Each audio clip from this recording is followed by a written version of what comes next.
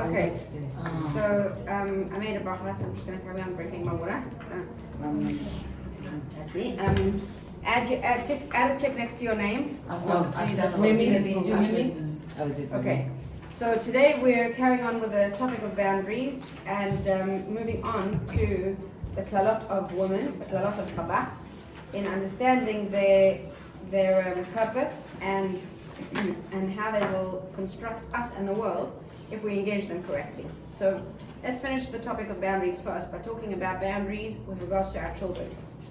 We spoke about boundaries with regards to ourselves and managing ourselves effectively. And when I was studying the concept of boundaries, I attended a very interesting seminar on being in control of yourself and being in control of your space. And not in a controlling way, but being able to manage yourself. You know how sometimes you go into an interaction with somebody else and you were too porous and they stuck you with a sticky thing.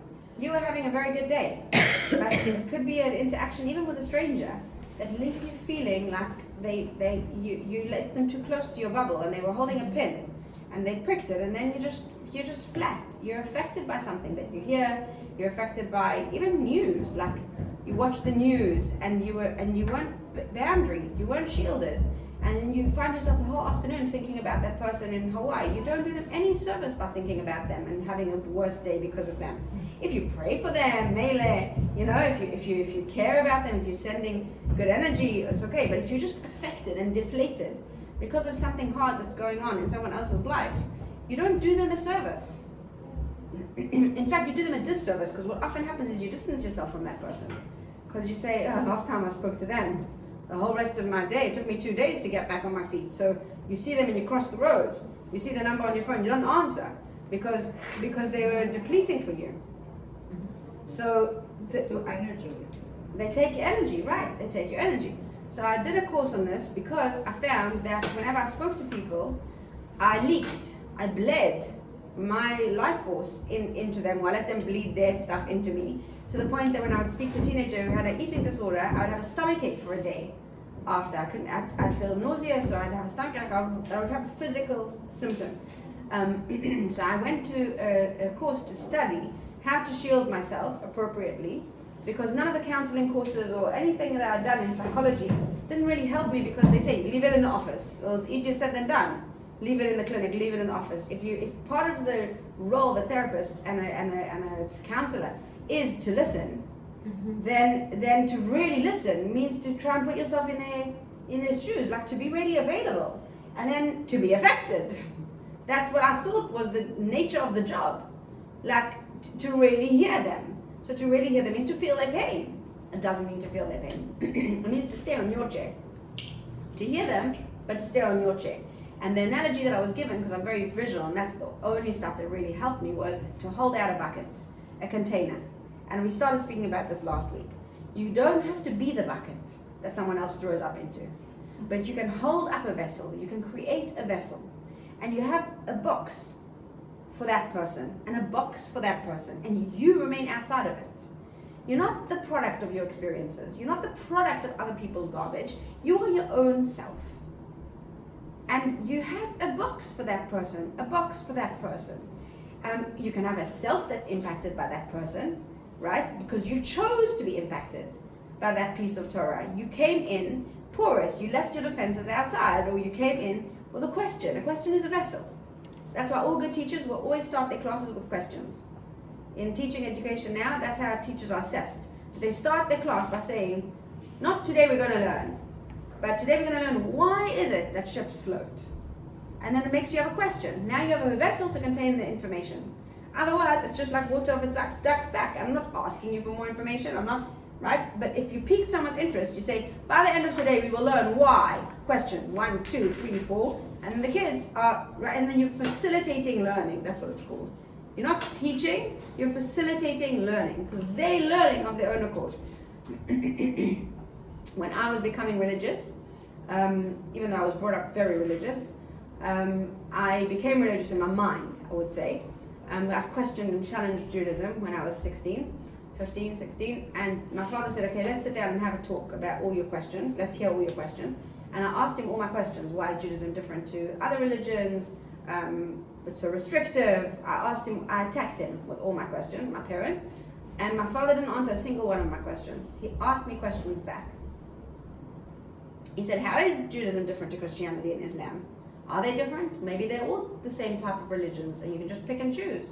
Why is Judaism different? How did Islam start? How did Judaism start? You really want to know? Read this book about Islam. Read this book about Christianity. You tell me where the flaws are, if there are flaws. You need to own this. And all my questions, if I wasn't really asking, if I was just making a fuss, then la yali koach to read the book all about that subject. But if it was coming from a place of real quest for understanding, then I was very interested in learning because I want to own what I do. I'm not going to base my life and live my life of challenge and difficulty without understanding what it's about. Okay. So I was studying this course on separation, distancing yourself from people, and I learned a whole lot of interesting things. I'll tell you a few things just in terms of boundarying yourself, shielding yourself from negativity. One of my students, one of my friends, she said that in the bracha, in the Amidah, in the morning, Magen Avraham, of the first bracha of the Amidah, she focuses and she visualizes a shield, the shield of Abraham. It says that God was the shield of Abraham. He lived with God on this level, so close. Rabbi Aryeh Kaplan writes it very beautifully. He says, someone who lives on a level of shield with God visualizes, relates to God as closer to them than the air around them. You feel this shield and protection, and being a descendant of Abraham, or the origin, all the avot, Magen Avraham, it's not a tefillah. You can't do bakashot. You can't make requests in those first three blessings. You don't say, and therefore please shield me. Yeah, you're just acknowledging a reality. You're acknowledging shield of Abraham, and genetically he flows in my veins. Right? The patriarchs, the matriarchs are the fabric of who we are. Magen Avraham, you shield Abraham. You shield all of us and protect us. That could be a good time to focus on this if you say the Amidah every morning. If you don't, you should do a visual exercise, visualize the following. My aunt, who's a very, very spiritual person who passed away recently, when I was struggling with shielding myself, she said you have to go in the bathroom before you leave your house in the morning and you put on a pretend baby girl. A onesie, a stretchy. You know, one of those baby, that covers everything. She said, but it should cover your whole body. You should visualize its color and its texture and visualize it having the koach to express all of yourself, but be absolutely chasum ve'atum, totally blocked in terms of absorption. So that you can leak out whatever energy and expansiveness you want to present and portray and share with people, but sticky, that like stuff sticks to it or rebounds. And she said, put it on, strap it up your legs, up over your head, up past and you protect yourself with a shield of light. You visualize putting this on, and then you walk into the world protected. Or it can have a bit of space between you and it. You can put yourself in a box, or you can visualize the shields. This was the course that I did, where it takes intent. Like tefillah bli kavanah keguf bli neshama. You can say words. Lots of people can stand and talk every morning to a wall. It's not called prayer. If you mumble words without intention, it's not prayer, right? It's not the visual thing that you're doing, it's the intent, basically. So it's intending a shield. So you have something challenging come up in the day, you say to yourself, in advance, when you can know about it in advance, that meeting's going to be difficult. How do you prepare yourself, right? So you say, I need a shield. Ask yourself, where in your body you need this shield? Your body retains energy, it's got cells, not just the mind contains energy. So you feel that person, it's heavy on your heart. Or that person afterwards you feel uneasy, and before some meetings, I don't know, you get stomach ache and you can't eat. Or, right, in your stomach you need a shield. Or your brain, does your brain need a shield? Do your ears need a shield? Like some people hurt your ears, you know? Like, your ears need a shield. What type of shield? What material does it need to be made out of? How dense does it need to be? And sometimes people who are visual or very good at art or design, they can visualize space as having reality. Like in architecture, the space between objects in a room is actually drawn as an object. Like 5 meters here to here, it behaves as a thing. Space is a thing. So there's some people who I don't want to be in a shield from, because why should I be in armor because of them? right? So either you can shield them, certain people in my life, they're in a little spider web themselves, and everything they do just like rebounds on them. It stays contained in my mind's eye. It doesn't affect me. It's their stuff, People say that. Like it's their stuff. Don't be affected by their stuff. But visualizing it really helps me.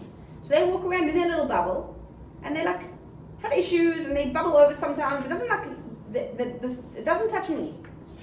They're in a bubble. Or there's an air space that's between me and them. And wherever they are in the room, really there's 5 meters between us. Are you following me? Visually, there's 5 meters. So I did this long course. I'm just giving you a little bit of a feel of what it is. But when you set your intention in the beginning of the day, today I will be protected with a shield of light and love and life and energy. And I will exude that. And you tap into that and you draw down a download of more of that, because God is always here.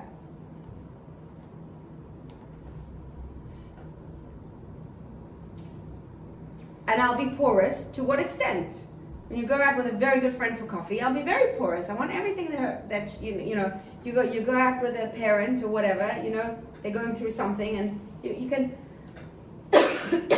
you shield appropriately, and you set your intention at the beginning of the day, and it comes into place. One last thing I'll tell you about shielding is it's very good to have a reminder of what that shield is on yourself consciously, and it's one of the reasons actually that it's brought down in halacha that women cover their hair. Because it serves as a physical reminder that's constant that you are eshet ish, you're a married woman. So you're not free for all and available. You need boundaries in the area of immorality. Even if you have a very, very happy marriage, there are no natural boundaries for immorality. This is an area of risk and volatile danger. And therefore, the constant, consistent reminder of this is what I'm doing different now that I'm a married woman to before, one of the reasons, serves as a physical constant of boundaries. I'm not all of me available to everybody all the time.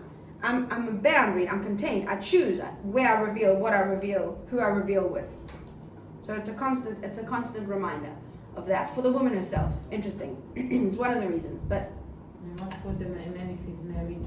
He doesn't need make reminders. He definitely does. There's more strict boundaries for men than for women. Shmirat einayim, where they go, what they look at. There's tons of halachot for men of what they need to do. 100%. Yichud, right? The seclusion laws. They're not allowed to seclude themselves with someone. Not just when they're married. No. Long before. Of course.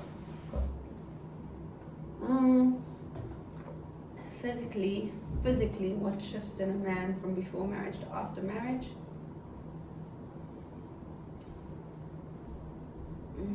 I don't want to go there now, but there isn't in the same way that there is for a woman. And the reason is because the woman holds the sacred aspect of the marriage. The man, in theory, could marry more than one woman. Yeah. His ishba'ah could be directed and contained in many different avenues. But where there's a betrayal of the woman is more chamor than the man. But it needs more discussion. It's very chamor for the man. Don't get me wrong. Yeah, but it needs more discussion. We're talking about it in concept. One last thing I'll say. So basically, what's amazing to do is to have a visual reminder in yourself of something physical that you put on that serves as your shield. It signifies or symbolizes or represents the shield that you contain. So you might have a specific necklace or a cardigan or something that when you put that on, it's like your armor. And sometimes after speaking to people and I'm wearing my jacket or whatever it is, then I feel affected and I go into another room and I take off my jacket and I shake it out and I put it on and I feel different. Or sometimes you come home from a difficult day or difficult action, you feel like you need to have a shower. Like after the tube, or you feel like you need to wash it off. You didn't touch anything grimy on the tube. You were very careful. Other people pushed the buttons, but you were in such close proximity to so much energy that it like attached itself to you. You can wash out you can have a shower, right? To cleanse and to remove energy is very, very real, very real. So you can have your thing. When you put that on in the morning, you have a kavanah attached to it, an intention attached to it that shields you and protects you from the different interactions that you're going to experience in the day. Sometimes you can be affected by something that was even subconscious. You were like really porous and then you stopped at a lights and someone looked into your car That's how I know how it works. Right? And you just think like, well, who cares? I was like a builder, there's no, like, but you let them in. So there's a violation of sorts that happens if you're energetically available. You're not available. You know those people that aren't available. People say that they've been intimidating, or what makes one person intimidating another person? They could have smiled at you, they could have said hello, but they're not available. There's a decision that you make about not being available. Now, towards the end of this course, a woman said, what about our children? This is what you've been waiting for. Can you shield from your children? Let's say your child, you just, and that's part of parenting. Children are there to challenge us and build us and bring out the best in us, and sometimes it's by challenging us. So she says sometimes she feels like she just wants to protect herself from her kids. Can she just visualize protecting her brain in this thick silver foil, or cling film? She said it could be even cling film, there's a separation between me and my children. And the teacher said no. The teacher said no, you cannot shield yourself from your children. Just like your parent-child relationship will always be, even if they're in Australia or America or wherever, they're very far apart from you, they're always in your bones, your children. It's instructive. You cannot therefore shield from your kids. However, whenever a child triggers you, or frustrates you, or upsets you, or emotes you in any way, you need to ask yourself, what does this child need? And there will always be one of three things that the child will need. Okay, did we say this last time? No. Okay. Either your child needs to be contained, and in this instance you'll need to provide a bucket. I had an experience where I learned this profoundly myself. When a kid of mine came home from school, when I finished doing this course, and he was 8 years old, and the teacher had given them free time to just talk amongst themselves. While doing some work, they could talk amongst themselves, and the kid in the desk in front was telling a horror story to the kid next to him, and he heard the whole story, and it was very, very gruesome. It was like one of those, stories that you tell at night when the lights are off to freak each other out for fun, and he came home extremely, extremely disturbed by it. Obviously, I didn't see or hear anything about it until bedtime. And then he was shaking, and he couldn't fall asleep, and he was very, very, very disturbed. And he said he told this horrible, horrible horror story. And I said, okay, tell it to me. Spit it out, it will make you feel better. And he started talking about it, and I was like, I can't hear this. It was terrible. It wasn't it wasn't fantastical. It wasn't magical and hypothetical. It was very real. It was a serial killer. It was on the loose. It was something very, very real and raw and contemporary. And they were 8. And it was very gruesome. And he started telling me the story, and I was actually, I let him carry on speaking, but I was not available. And he didn't feel better.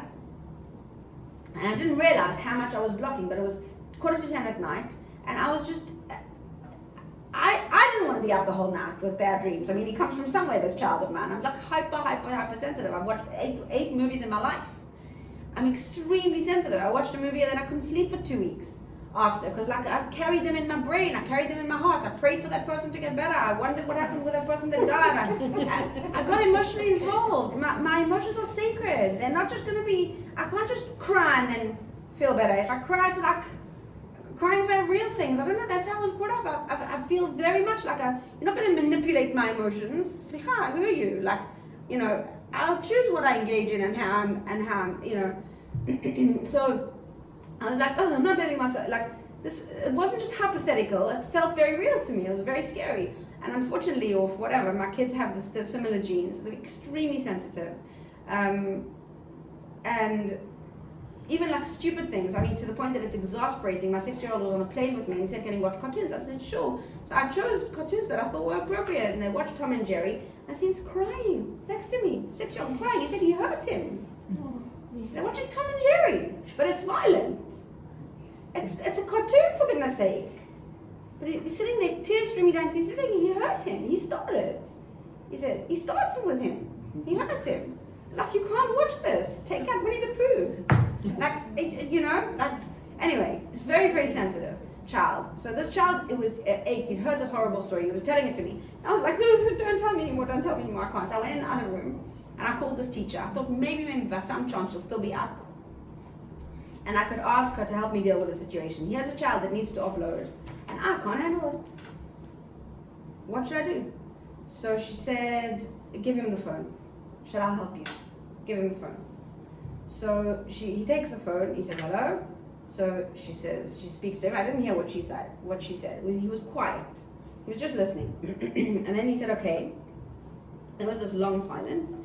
And he said, okay. And he said, not yet. Okay. A little bit more, he says, a little bit more. And then after 3-4 minutes, he's like, okay, I'm done. And he smiles me a big smile and gives me back the phone and he says, finished. I said, are you feeling better? He said, yeah, I'm feeling much better. And he lies down, and I take the phone, I said to him, I'm coming back, and I go into the next room, I was like, well, what did you do? What did you do? So she said, I held out a very big bucket and I told him to give it to me. I told him to give me his feeling. To give me his fear, I told him to give it to me, to offload. He didn't have to tell me the story to give it to me. I asked him to feel his feelings that this story made him feel and to give them to me. They were heavy for him to carry. He wanted to give them to someone. She held out a bucket and she meant it. She was across the ocean. She wasn't even in my town, on the phone. But he trusted in her that, like he said, I'm here, I'm listening to you. I'm here. I'm here. And it draws the other person out. And it didn't even have to be verbal.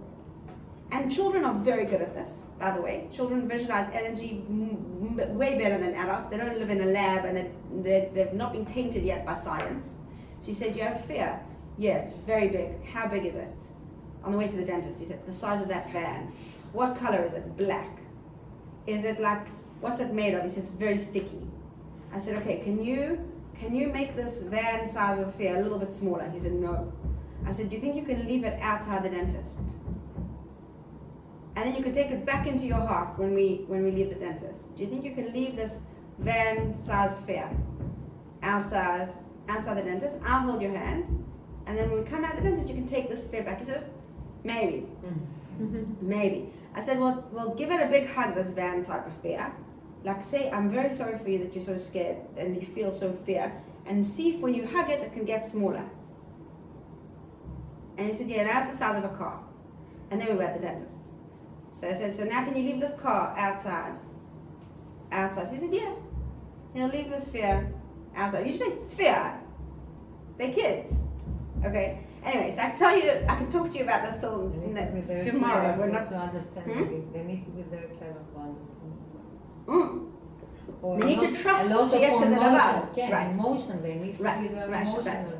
Yes, do you mind? Because you've done yoga and you've been still and you're nice and normal regulated body temperature. But you're lucky to find the right teacher. Rega, one second, I'm teaching you. Hold on, one second, I'm teaching you. So I want to get into the more Torah of it, but this is, interesting in child psychology, but a child needs one of three responses. Either to be a container, which means to give them your ear. It's not the time for criticism. It's not the time for advice. It's the time for containing. They want to just spill it out to someone.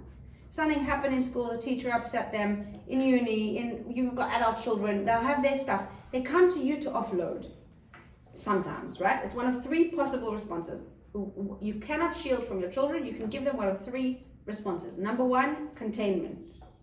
I'm here for you. I'm available. Not into myself, into a vessel that I've created for you. It's an extension of you. You're holding it. You don't leave the bucket there and leave the room. You stand there holding the bucket. But they don't want you to be affected in a way that the rest of the day you're in a bad mood with everybody you come into contact with. Right? So is the vessel connected to the shielding in the parent's case? No. No. There's no shield. No, there's no shield from your children, but I'm not letting them vomit into me. I went to get a bucket, I'm holding it up, I'm not leaving the room. But it's a kind of a shield in that case. Maybe, yeah, it distances you from the immersive experience of it, yes. So that you can help them more, not you can help them less. Yes. Okay, in that sense, Beseder, yes, call it a shield of sorts. Where you just contain them. You build the shield in yourself. Correct. But only in order to help them more. Because if a child depletes and weakens you, then you can't help them as much. So there's a healthy separation that's necessary, but it's not a distancing and not availability. That's what I'm saying. You can't say, no, I can't talk to you. You say, I can't talk to you now, I'll be available in 5 minutes. Yeah. You need to go to the One bathroom. step away. But step away, but available. I'm available. If you're not signing out of the relationship, not even for a second, right? That's what I mean by shielding. Some people, you need to sign out. And that's really what the terminology that I mean when I say shield. I mean, you can't touch me. It's different. Okay. That is response number 1. Response number 2 is a response. Sometimes a child will be playing up or be angry or come to you with stuff because they need advice. They need a response. What should they do about the teacher that got annoyed at them? Let's say a child-teacher conflict. They come home. Sometimes they need to just spit it out in your lap. Sometimes they need guidance. What to do about their teacher? Should they go to the principal? Should they justify themselves? Should you get involved? Sometimes they need a response. And sometimes they need a boundary. And this is what we're going to be speaking about more. Sometimes they need to be told, no, you can't talk like that. That's not okay. And why they'll come to you for boundaries is because you're the parent. And if you don't set boundaries for them, they won't ever learn how to set boundaries for themselves. So children will always push boundaries, but because they need boundaries. So when you put your foot down and you say, no, that's immoral. No, that's unethical. No, that's not in accordance with our values. It gives the children a tremendous sense of stability. And it's the parent's judgment when which is required. So when my child comes over and he says, oh, well, he wants to cut up his teacher into little pieces and throw him in the sea. And I'm thinking, how dare you speak like that? You can't speak like that. I want to kill the teacher. You should die. And by the end of today, you should be dead. And, whatever. So usually when it's an outburst like that, it's not the time to say, you don't say at that time, you can't speak like that about your teacher. Say, chas v'shalom, da da da. Say, what happened? Because if you say you can't speak like that, they'll say, you don't understand. You criticize me, and off they go to their room. And then you've distanced. So you say, what happened that makes you so angry? You don't relate at all to what it is that they're saying, and you listen to what it is that they're really saying. And then they spell it all out, and they feel a lot better, and they have a malach of how they're going to deal with their life. They have a program, a plan, or they feel better because you contained them and you validated their experience of how terrible it was that they were misjudged. It's usually like a justice thing or something like that. Then you hear them all out. Then you say, I see you're very angry. And of course, it's understandable that you should feel this way, but you can't say that about the teacher because words are so powerful, you can't wish someone dead. So say chas v'shalom now. You wish that he was a different teacher. You wish that he wasn't your teacher. Try and formulate it in a way that doesn't bring harm into the words that you say in your words. But it might be the next day, it might be the next week. And to make a note for yourself to remember to have this conversation with a child, that they feel safe to come to you with their garbage, right? But then to be able to give them the boundaries, because that's a need as well. So you can't boundary yourself from your children more than just creating a vessel. So you can't leave the room, sign out of the relationship. But you can give them boundaries, and you need to decide beforehand what is the boundary that I'm going to set. What are the mottos of my family? And it's never too late. The things that you hold dear, your children will know. Who you are speaks louder than what you say. Your children know very well what's your standards. Yeah? And in the nuance, they can tell you even when you're not in the room. My mother would say this. They know what you like, they know what you don't like, they know what makes you happy, they know what makes you upset, they know what's disappointing for you. They know 100% the values that you stick by. And you don't always have to do the right thing yourself, as long as you can pick up the pieces of what you've done wrong in their presence. On Shabbat lunch this past week, I spoke Lashon Hara at one point. Someone started speaking about something. It was a slippery slope. I said the wrong thing. And I felt terrible. It was such a mistake. And I went upstairs to my room to hide in my bed after lunch. I said I'm going to sleep, but of course I couldn't fall asleep. Eventually I fell asleep. I had a horrendous dream. And I never usually dream. I woke up and I was like, it's for sure from this. It was like cause and effect. It was a dream about And I came downstairs and there were a lot of people there, but I felt like I had to say something then and there, like to make amends. And all my kids were around, and the people that had been there at lunch were still there. And I said, I spoke Lashon Hara at lunch. I spoke Lashon Hara. It was the wrong thing to do. I feel terrible about it. And I hereby, I'm sorry, I'm hereby doing tshuva. I say, Hashem, I'm sorry that I spoke badly about these people. There was no justification, even though it might have been seen like there was a justification, or was like in planning how to help them, whatever, rubbish. No excuse ever in the ears of other people where it's not for a purpose to speak badly. And I said, I'm doing tshuva. I hereby take for myself, never speak Lashon Hara again. Bli neder. I hereby take like in public. And my kids were just like looking at me. And maybe they wouldn't have even detected that interaction at lunch to have been Lashon Hara, because your mother does it, it's okay to speak badly about people.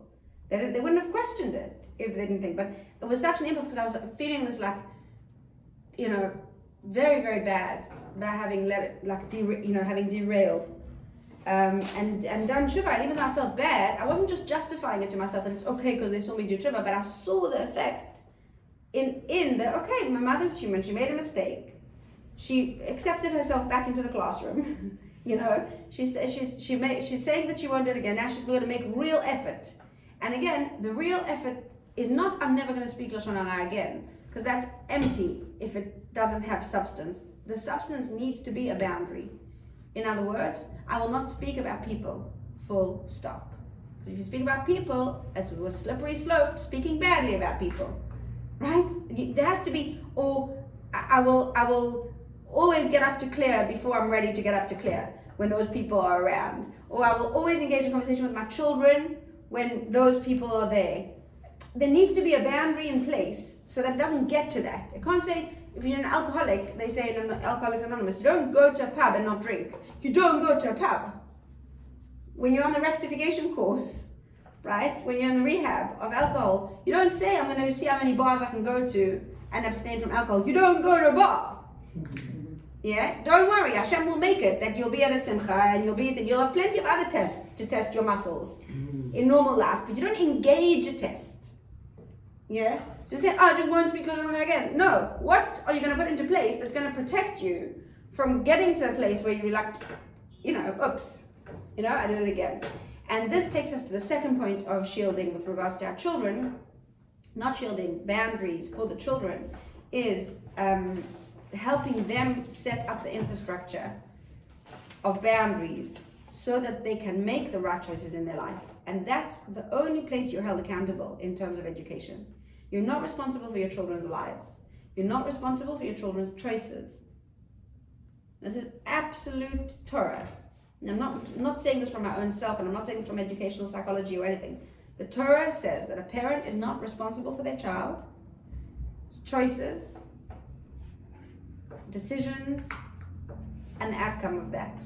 The parent is responsible for creating the environment in which they could make the right choices.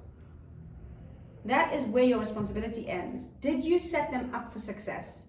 If they chose to fail, it's their life. It's their life. It's painful for a parent, obviously. They're squandering their options, or they're making the wrong choices, or they're in the wrong relationships, or whatever it is. But it's not your responsibility. You have to feel sorry for them like you would for a friend. You have to help them like you would for a friend. You have to pray for them more than a friend. But you're not responsible for them. But what you are responsible for is, did I help them make the right choices? Did I lead by example? And did I put the boundaries into place to facilitate the right choices? But then once the umbilical cord is cut and they're on their own in the world, then they know what I hold dear. They know what the foundations of our home are built on. The 7 Habits of Highly Effective Families is a non-Jewish book that's really good, really, really good in terms of mission statements of families and like setting yourself up for success as a family. And again, there's no sell-by date on that. Every family can say, now we're sitting down together and we're saying, what's our mission statement? Like, what's our family? In fact, it's in last week's parasha. The importance of family, a family value system, is in last week's parasha. It says, all the tribes are listed, and it says Mishpachat Reuven leMishpachat HaReuveni, HaReuveni, Mishpachat Pelet, Mishpachat HaPalti. You know, it says every family from that family. Like, it's very repetitious, and what's its purpose? So what's its purpose? Say, you've just said the family of Reuven, and it says of the family of Reuven. Every family is associated to the family that they come from. You just said that. You said that they're from this family. This is the names of these family from the family of Reuven. This is the family of Reuven from the family of Reuven. Why repeat? So I don't remember who it is. I think it's the Sfas Emes that says that every name, by saying from the family of, you add a hey and a yud. Ha Reuveni, Ha Palti, the name of Hashem, the hey and the yud. But the name of Hashem is yud and hey pronounced. But the hey and the yud means it starts here. It starts with them. The light that you contain, right? Then is brought out and builds the yud in the world, which is always the spiritual letter, the letter that represents God's presence, so to speak. And that it's merged. In other words, the family's mission is to bring God's name into the world. And by saying these are the names of this family, they are the family of this, by saying it in a way that adds the yud and the hey to their name means that they achieved that. They brought the Reuven mission statement into the world. And this is the family of Shimon, the Shimon family. In other words, they brought that flavor, or that fabric, or that building block of reality into the world. They made it. It's like saying they started off as the family of Reuven and they made it into HaReuveni. They achieved. They went from A to B. They created this mirror image up there of what they did down here. They built who they needed to be in the world. And every family, even though there was definitely the tribal mission and the collective Jewish mission, but there's also an importance to each family. And you feel that your family has a line. And they've actually shown in psychology today, there's some really sad articles about the damage in children who are born into a non-family situation, or into a very modified family, in not the natural family makeup of like a father and a mother from a father and a mother from a father and a mother. And they show in the psychological makeup of these children, there's a lot of instability in the teen years in particular. And what gives them stability is to do family trees and research projects on their ancestry. And that's why there's all this like Tiyul Shorashim, that people are like want to go and find out where they come from, because it gives them tremendous anchoring and stability. It's one of the reasons that people find that it's extremely stabilizing to know where you come from. It gives children, I mean, you know, your children and definitely your grandchildren, when you talk about yourself in your childhood or your parents, there's a fascination that's better than any book you read to them or any movie. You know, I used to go to this shop when I was little, and that's how I bought ice cream, and this is where we went on holiday, and their eyes open wide, and they imagine you as a little girl, and they see you with your parents, but it gives them stability and grounding in a way that nothing else will do. Say, oh, I'm not so interesting, what can I tell your children about? Just tell them random stories about Sunday afternoons when you were a kid. They are fascinated about that, and children always want to know, even when they're older. The children, where did you go? Oh, you went there, really? What did you do? I tell them, teachers that I had, places that I went. It gives them stability and grounding. That's very, very, very, very unique and very important. It's not boring. It's not launching into another story. You don't say it 10 million times, obviously. You know, like when the grandparents start to lose it a little bit, and they say again, it's like, yes, we know the story, we know the story. It's not again the story, but there's a stability and a belonging to align what they stood for, especially if it can be stories about morals or values, when your parents stood up for some value and they don't die. In that way, they live on. Le'amtziach, it's called in Hebrew, to eternalize. You're not just eternalizing their memory, you're making them live through, not a story about them, but a value that they stood for. How they used to smile, how they used to love, how they used to enjoy, how they used to, it's not used to, they flow in your veins, and the child feels like, I come from this family. My husband spoke about this in Shul, and he said there was a family, our next door neighbors in Hanof in Jerusalem. We lived in Jerusalem for many years, and we lived in Israel for many years. We lived in Jerusalem for 3 years. And our next door neighbors were Kamenetsky family.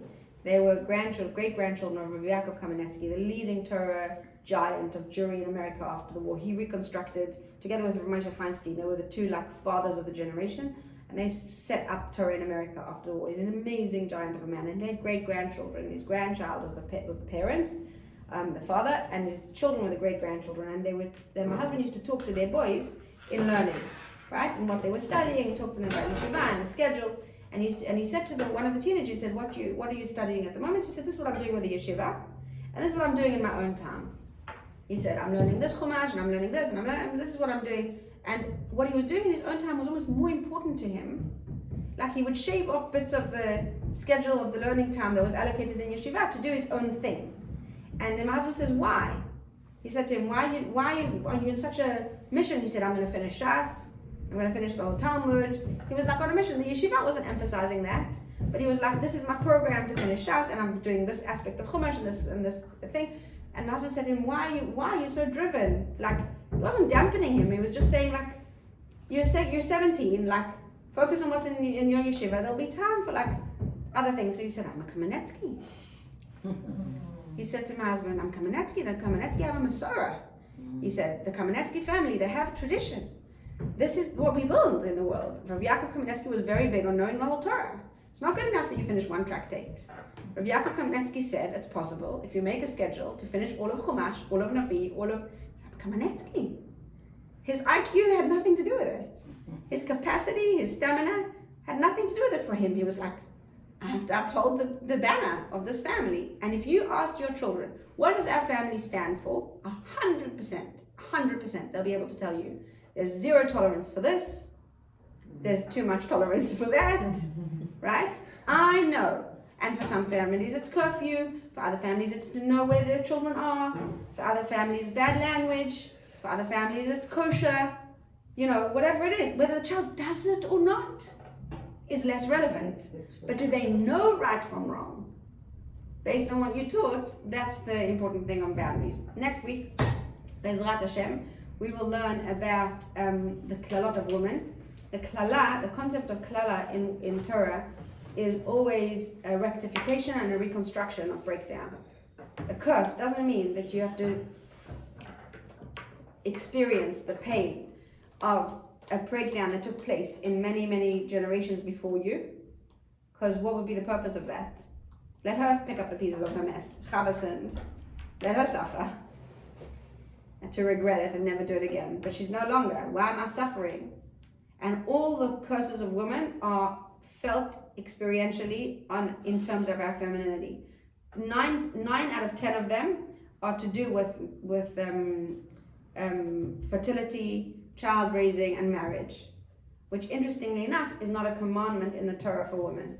There's no formal commandment in the Torah for women to get married and have children. Interesting. Interesting. There was 3 questions. Very much so. It means 100% she's doing the right thing by getting married and having children, but there's no formal tzivui. Thou shalt. There is for a man. It's part of Tikkun Olam, if she's doing it. Of course, it's the right thing to do. No doubt about it. There's nothing greater than you could do. But you don't need a tzivui to do it. And to explore why that's the case, and why, with that in mind, all the klalot of women are to do with the stuff that's like voluntary. It's very weird. Very, very interesting. So we're going to explore the klalot of Chava, how they manifest, what are they metaken? It's enormous tikkun. It's like heart surgery that saves your life. All the klalot. So how come you Elishef Chukatech, William Sholbach, all the. Of course. You want to know now? I'll tell you very quickly that Rav Moshe Shapiro said the tzivuyim in the Torah, the mitzvot in the Torah, were only given to go against and build your base animal instinct, which means anything that comes naturally to you, you don't need to be instructed to do. It doesn't mean you're not doing the right thing by doing it. Of course you are, but the right way to do it is to want to do it. Are you following me? Women that are integrated and well adjusted in their femininity want to marry one man and build a family. Yeah? A man naturally will have an intense, intimate relationship with a woman, but not just one, and not with commitment, and not with responsibility. So they need to be told, commit to one woman, get married, settle down, and have children. There's a tzivui for a man, because he naturally wouldn't necessarily. There's no tzivui for a woman, but not because it's not the right thing to do. On the contrary, of course it's the right thing to It's a do. natural. But she doesn't need to be told. Just the other day when we came to speak to me about this, she said to me she doesn't want to have kids, but she was abused as a child. And she knows that she's got this stuff to work through for her motherhood instinct to surface. So that's her mitzvah. Her mitzvah is to get into a place where the motherhood instinct surfaces. Her mitzvah is not to throw herself into having children anyway. It won't make a good mother. A good mother is to realign herself so that the normal, integrated, happy, healthy woman wants to get married and have children. Doesn't mean, it's not at the exclusion of wanting to have a career, but there's something in you that's not tapped if you don't get married and have children. That's why you don't need a mitzvah. You don't need a specific commandment to do it. Of course you have a mitzvah if you do it. You build the world in... So on the other hand, they're saying if a woman not having children and this, she considered as a dead woman. I don't know from which it's written. It doesn't, no, Arini, it means infertility for men and women. To not be able to propagate is a unique, specific kind of pain, of feeling that you don't extend, that when you go, what remains? It's synonymous with death. Sorry, Ruby, Yeah. what was your third point? The first one was the container, second one boundary, you said that's The middle one was, but there's not in any specific order, but a response. Advice. They're asking you for advice, right? Sometimes women tell their problems for advice. Sometimes, a lot more of the time, women don't want advice, they just want to be heard, right? So the container is to be heard. right. And advice means I'm telling you my problem because I need an advice. Right. I need a solution. I need an idea. I need a solution. I would say I call that a response. Yeah. Right? Sometimes a container, sometimes a response, Yeah. and sometimes a boundary. Right. Where you don't address what was being said at all. You just say you cannot speak like that to your mother. Right. You cannot do that to your sister. I don't care what she did. I don't care you can't do that. And that gives them stability. Okay. You say, go apologize, we'll talk about the problem later. But you can't do that. Where do you draw the line? You know, in your family, it'll be violence, it'll be certain, you know, where you draw the line. And that boundary gives them a sense of stability. Yeah? In my parenting, that's still very much a work in progress, which is why I never speak about parenting usually. And I feel like I have to survive and my kids have to turn out normal and then I'll talk about parenting. But in my parenting at the moment, where I struggle is in sometimes defining a value. Like when you're triggered, you feel like you need to respond or give a boundary, but you're not sure if what the child did is actually wrong or if it's just making you have a reaction. So you should find yourself a mentor in education. And what I do is I go to the next room. The main thing that has saved my life, and not children's lives, is that I don't respond straight away. As soon as you can distance yourself from the situation, you say, this needs a response. I'm not sure how to deal with it. I'm gonna come back to you about this. You say to a child, what you just did was very wrong, or what happened here upset me. I'm gonna deal with it gives soon. them time to think about it. I'm gonna deal with it soon. Then I go into the next door room, or I wait till I have a second, and I discuss with my husband, or I call my mentor, and I say, what's the value? This is what happened. What's the value I'm trying to teach? And then you can check your response to like jumping on the couch versus hitting a brother. If my response is the same to jumping on the couch with shoes or hitting a brother, then they're not learning a value. If I say, right, you know, yesterday I was bothered because they jumped on the couch or spilled their drink or whatever it is because the cleaner wasn't there, and today I'm not so bothered because she's coming in 5 minutes. So then it's even more confusing in terms of values for a child, right? So to try and be consistent in my education is growing me because I have to say, well, what's the value? But it depends also on your personality. For some people it's easy to do that, but people who got a bit of a short fuse or something is a bit hard. But it will always benefit you. Where's 1 minute? and Right. this? Right. No, it's very, very hard for me. What I say is, I'm very angry now. I can't ever bottle it and say, "Lach battle." Of course, ich battle. Yeah. So say, I'm very angry now, but I'm not sure how I'm going to deal with you. You don't punish the child with your anger. Yeah. You say, this has triggered me. This is very wrong. Something needs to be done about this, but I'm not sure what. So take a breath. Yeah, you take a breath, you take a walk, you take a drink, you go out. The main thing is distance. So Yes. actually, you say when they're killing each other, you say, okay, I will go to the room to think about it. No, when they're killing each other, you have to separate. You have to separate them, you have to protect the victim, you have to get involved. You have to get involved. But in terms of punishing the child from the place of anger, when you watch this victim, the punishment might not be appropriate to the But crowd. it's always like, it's unfair, you like him more than me, why you Of course. protect them? No. Protect No, him? in my house, sorry, no violence. In In my house, sorry, no violence. Yeah. לא אכפת לי מה קרה, מי התחיל, מה, לא, לא. No violence. Use your words, come to me. No violence. So you separate them, right? The child will not feel wronged by you just separating the fight, sometimes physically. Sometimes you take the victim and you It's hold always them so that they think, or right, you physically separate them. And then the aim in children fighting, there's a very good book called When Children Fight that I'm in the middle of reading. I'm not an authority on the subject, and I have lots of boys, so they're always fighting, always fighting, and it's a sign of health. It actually says in this book that it's a sign of psychological ill health if there's no fighting in your house. What? Yeah. It's a sign of health. Fighting, conflict is a sign of health because it's called healthy ego. If I have a desire, or I have an ego, or I have an agenda, then other people will be in conflict with that agenda. They're different people. So it's healthy to have differences. The aim in a home is not to have fights. The aim in a home is to be able to resolve the fights peacefully. Yeah. Like mediation, right? I have a cousin in Israel. She's a child psychologist. She's a teacher. And she's created a system in her class where the kids do mediation. She trains different kids in mediation. What's mediation in Hebrew? Tivuch, like when people are going through a divorce, they sometimes go for mediation. Like Gishur. She taught them the process of Gishur. And in the playground, there's 3 megashrim in her class. And when kids have a conflict, instead of beating it out, they go to a megasher. And this month, these are the megashrim, these are the mediators. They're 10 years old. She says you can't believe. She says it's techniques you can learn. You can learn a skill set of mediation. What's your desire? Okay, what's your desire? Every side feels heard. And now you come up with a compromise or take turns or. But there's a megasher. You need to.